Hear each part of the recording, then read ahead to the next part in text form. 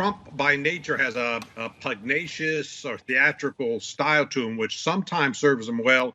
Sometimes he overstates matters or it's off-putting to more centrist voters. And I think that will be one of the key questions this week, Tanver, is will he only play to his base with some sort of more flamboyant kind of rhetoric, or will be able to speak to middle America as well, people who might be sympathetic to his policies but don't particularly like his style.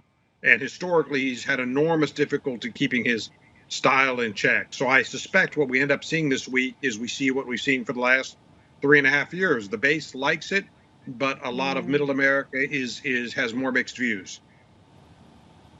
Right.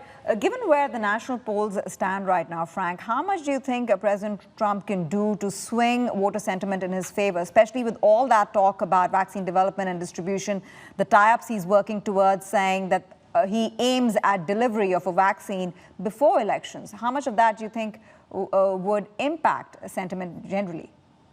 Yeah, you're absolutely right, Tanver. He's in national polls. He's been 7, 8, 9 points back, pretty steady for 2 or 3 months now. So it's not a mistake or an aberration, but he is on the back foot, and the two issues which weigh the most against him are coronavirus and the economy.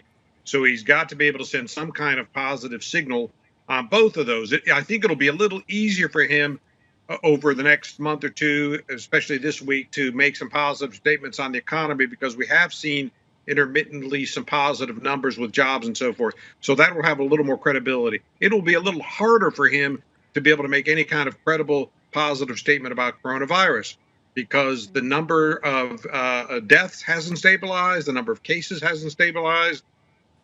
Proof for a vaccine is still elusive, although he's made some claims as late as this weekend that we're on the cusp of some kind of new treatment. But I think you're going to find a skeptical public, and I think that will go on for at least several weeks. So that's a harder push, I think, for him to claim some kind of victory with coronavirus. What do you think President Trump would do in his presentations to emphasize on how that rhetoric is important to him, to differentiate himself from what the DNCs have perhaps missed out on?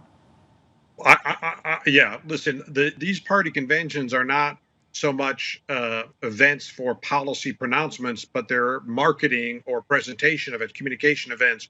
So what I think Trump looks at foreign policy in that context, meaning it's a chance. China is a metaphor for American assertiveness or for pugnacity. And China stands as culpable, in Trump's view, culpable for both trade issues the U.S. faces and coronavirus. So but that's different than saying he's got a good understanding or he's going to spell out the future of U.S.-China relations. What he is going to do is to say, I'm the one president who had the guts to take on China. I put those tariffs in place. I pushed them pretty hard. We're getting results from it. By the way, that's quite a debatable assertion, but politically, that's, I think, where Trump is going to find it more expedient to make his points.